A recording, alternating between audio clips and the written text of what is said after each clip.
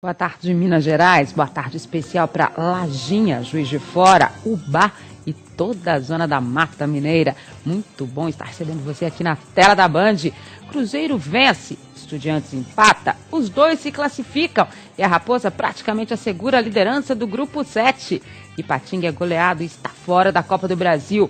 Atlético busca vaga antecipada para as oitavas de final do torneio. América em busca da reabilitação no estadual.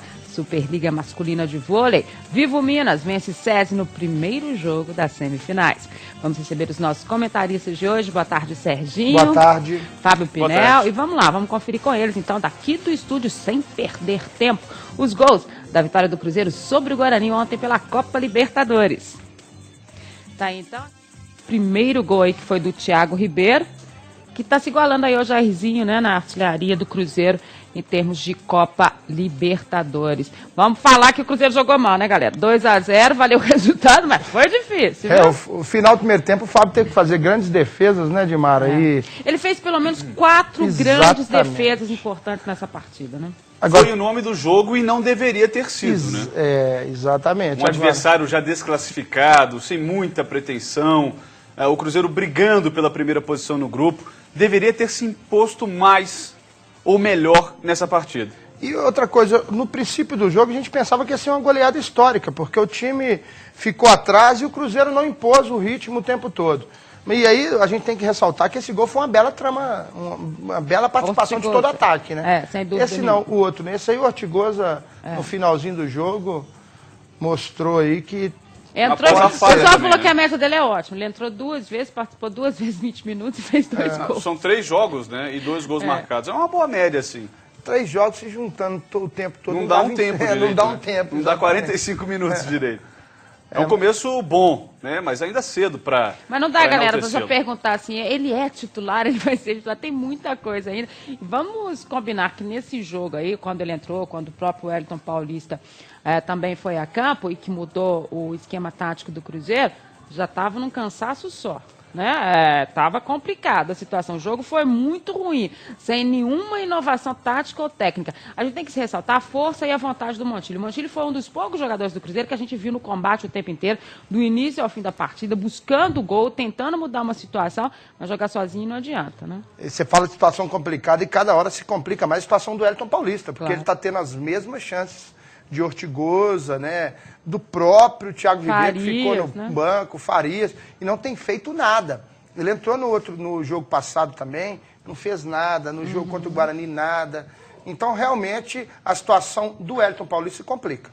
Pois é, e com relação ao jogo, né, vamos considerar alguns fatores. O Cruzeiro já entrou em campo sabendo que um empate já era um resultado tranquilo para ele. Já estava classificado para as oitavas de final da Libertadores, graças ao empate do Estudiantes com o Tolima, que foi um jogo horroroso. Gente, que coisa horrorosa. Aliás, 2 jogos na sequência que a gente acompanhou, exclusivo pelo Band Esportes. O do Estudiantes contra o Tolima, ou o Tolima contra o Estudiantes, como queira, mas era o jogo dos chutões, das faltas. Meu Deus, que o futebol passou longe daquela partida. Passou longe. Foi muito ruim o jogo, mas o resultado foi ótimo para o Cruzeiro. Então a equipe já entrou em campo sabendo que o empate já seria um resultado tranquilo. Rolou aquela displicência, até compreensível, mas foi muito chato de ver aquele jogo. O torcedor, principalmente, que quer ver o time vencendo, deve ter ficado muito chateado de não ver o Cruzeiro, que tem jogado bem, não se impor tanto contra o Guarani, já desclassificado da Libertadores. Mas, de qualquer forma, valeram os 3 pontos. Resultado excelente, a campanha é muito boa, uma das melhores da Copa Libertadores. E eu reafirmo aqui no Minas Esporte, o Cruzeiro é favorito ao título, com base no que as outras equipes estão jogando. O nível desta edição da Libertadores é muito baixo e o Cruzeiro está se destacando positivamente. Eu não vi equipe melhor que o Cruzeiro nessa edição até agora. Óbvio que a gente está na primeira fase, vem a segunda fase, muita coisa também pode mudar nesse contexto, mas nessa primeira fase, em termos de futebol, eu não vi melhor que o Cruzeiro. Eu falei a questão do Thiago Ribeiro, os maiores artilheiros do Cruzeiro em Copa Libertadores, o Palhinha tem 20 gols, o Thiago Ribeiro e o Jairzinho agora 12 gols na Libertadores. O Thiago tá bem, né? Entrou e marcou. Não teve um início muito bom de temporada, né? Acabou perdendo a vaga titular, depois recuperou isso porque entrou no decorrer das partidas e fez sua parte. Sem dúvida, né? Agora, a gente tem que ressaltar que ontem também o Fábio e o Marquinhos Paraná bateram o recorde de participações na Taça Libertadores da América, que era do Raul, do grande goleiro Raul. O Fábio se equipara ao Raul aí, só que o Raul tem o título de 76. o título de 76 também, que é incontestável. Em 13 jogos, o time fez 43 gols e foi, assim, muito acima dos seus concorrentes. O Cruzeiro pode repetir? Agora pode. Não vejo ninguém melhor do que o Cruzeiro na Taça Libertadores da América. Mesmo antes de começar essa temporada da Taça Libertadores da América, eu, Dimara, Fábio Pinel, falávamos aqui que o Cruzeiro é o favorito do grupo, mesmo se o Corinthians classificasse. Antes do Tolima eliminar o Corinthians. E o Tolima aí também está eliminado, classificam-se como 2009, na primeira fase, Estudiantes e Cruzeiro. E os dois chegaram à final de 2009. Estavam no grupo... Na primeira fase também, da mesma forma. E só para lembrar o seguinte, porque falta um pouquinho aí para o Cruzeiro confirmar efetivamente o primeiro lugar geral, porque ele tem o jogo contra o Estudiantes, mas o Estudiantes vai ter que dar uma goleada. 7, 8, quer dizer, é difícil de acontecer, né? A gente já pode considerar aí que o Cruzeiro é sim o primeiro do grupo. Sem dúvida. Eu estou afirmando mesmo. Eu acredito, isso eu afirmo também, porque eu acredito que o Cruzeiro possa até trazer uma vitória da Argentina. O time do Cruzeiro hoje... Se o Estudiantes jogar o que ele jogou ontem, pode mesmo. O Estudiantes vem jogando mal. O Estudiantes ganhou do Guarani no último minuto, né? Ganhou do Tolima também, sem mostrar um grande futebol na Argentina. Veio aqui, foi goleado de 5-0 pelo Cruzeiro. Então o Cruzeiro hoje é um time mais bem postado, tem mais criatividade, jogadores que decidem, apesar do Estudiantes ter o Verón, e os argentinos gostam de jogar... sumiu no jogo ontem. Mas eles gostam de jogar contra os brasileiros. Eles gostam, é diferente. Impressionante. E o Cruzeiro tem que chegar lá e dar uma cacetada no Estudiantes, porque não pode deixar esses times argentinos crescerem na competição, não. Porque na reta final são adversários dificílimos. Eu diria só o seguinte, né, que a matemática e a prudência nos impõem a questão de dizer que o Cruzeiro ainda não é o líder desse grupo 7, mas eu particularmente ele é o líder hoje, né? Ainda não é. Definitivamente. Ainda não é o primeiro definitivo. Obrigado pela correção. Mas eu acredito, claro, dificilmente o Estudiantes vai sapecar 7, 8 gols no Cruzeiro, mesmo jogando em casa e brigando por essa situação. O Cruzeiro já praticamente garantido como líder do grupo 7. Então vamos lá, Thiago Ribeiro abriu o caminho para a vitória, mas não gostou da atuação da equipe. Cuca também não ficou satisfeito com o que viu. Criou várias oportunidades, foi tudo bem, mas a gente que sabe o potencial da tua equipe, a gente sempre quer algo mais, né? A gente quer compactação mais rápida, e isso aí eu vou ter que trabalhar. Mas eu repito, o jogo domingo e quarta, com uma viagem intercalada como essa que a gente teve, num clima como está hoje aqui, é complicado. E o pessoal foi bem, de uma maneira geral. A gente tem que valorizar a vitória, né? Estamos com o dever cumprido na primeira etapa. A gente não jogou tão bem, erramos muitos passes, né? O Guarani criou algumas oportunidades ali no final, que o Fábio nos salvou.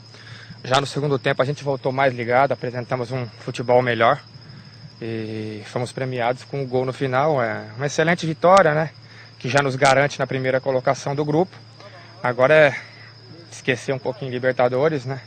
Pensar no fim de semana, que a gente tem jogo importante pelo Mineiro. A gente acompanhou aí o Cuca e o Thiago Ribeiro falando. O Cuca é muito consciente e as entrevistas dele são sempre muito claras após o jogo. Ele vê a mesma partida que a gente vê, né? E acho que isso é importante nesse contexto do próprio trabalho que ele faz. E ele ficou maluco à beira do gramado ontem, pedindo para o Cruzeiro ir à frente, pedindo para o Cruzeiro atacar, dentro daquele princípio do Cuca, que é uma equipe ofensiva, 2 meias, 2 atacantes abertos. Quer dizer, ele queria uma equipe mais ofensiva e não se sabe por que o Cruzeiro foi recuando, né? E dificultou cada vez mais a partida. Eu acho que todos os treinadores têm uma leitura muito boa do jogo, só que uns tentam mascarar os problemas, e o Cuca não tem isso. O Cuca é muito autêntico, vê o mesmo jogo que a gente vê, pede o time para ir para frente, só que às vezes o jogador, ele tá com a cabeça tão assim, nós vamos vencer a qualquer momento, e começa a tocar a bola. Teve horas que o Cruzeiro tocou a bola mais de 1 minuto.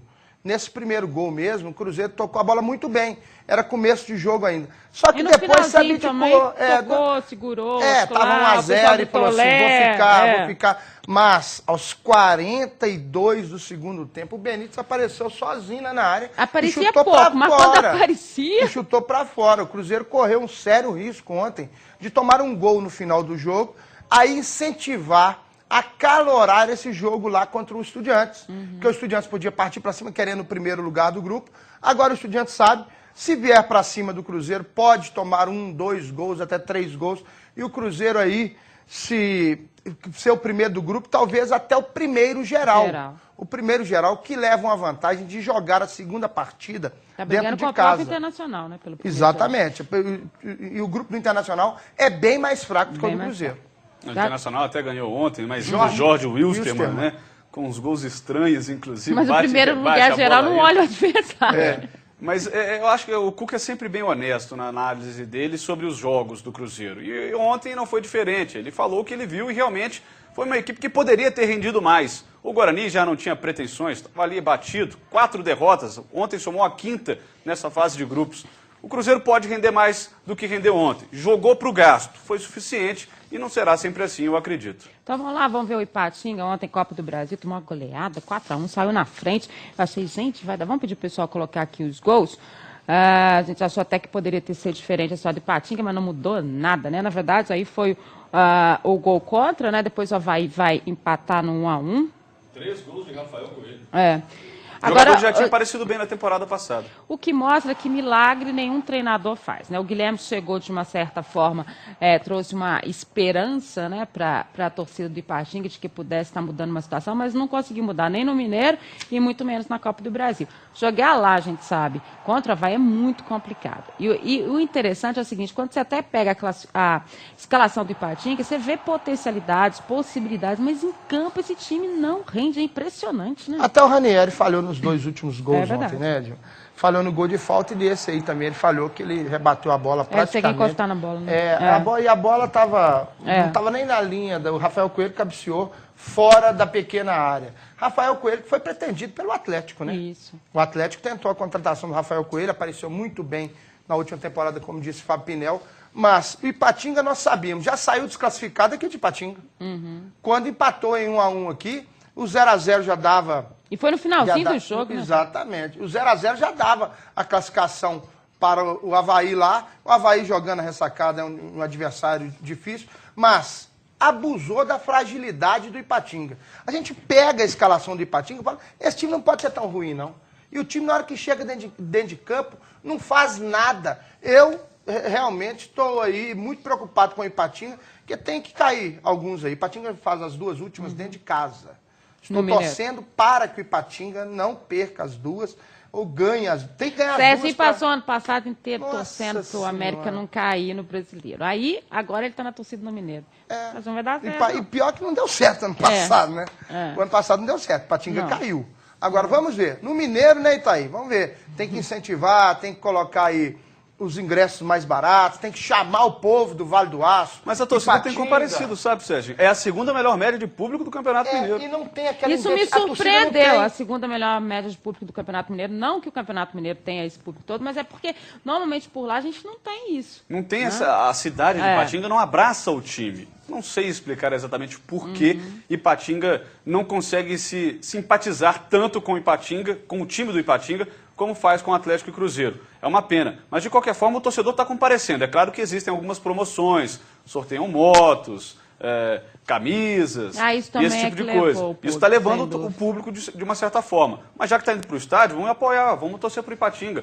É um time que já chegou perto do topo e está numa descendência, assim, preocupante. Está para ser rebaixado agora no módulo 2, para o módulo 2 do Campeonato Mineiro, eliminado da Copa do Brasil, já foi para a Série C do Brasileiro, não pode deixar, depois de ter subido tanto, cair de produção desse jeito. Então, olha só, no próximo bloco tem Atlético em campo, hoje pela Copa do Brasil, América, os preparativos para o jogo contra o Tupi e a vitória do Vivo Minas na Superliga. Não sai daí, olho no Minas Esporte, olho na Band.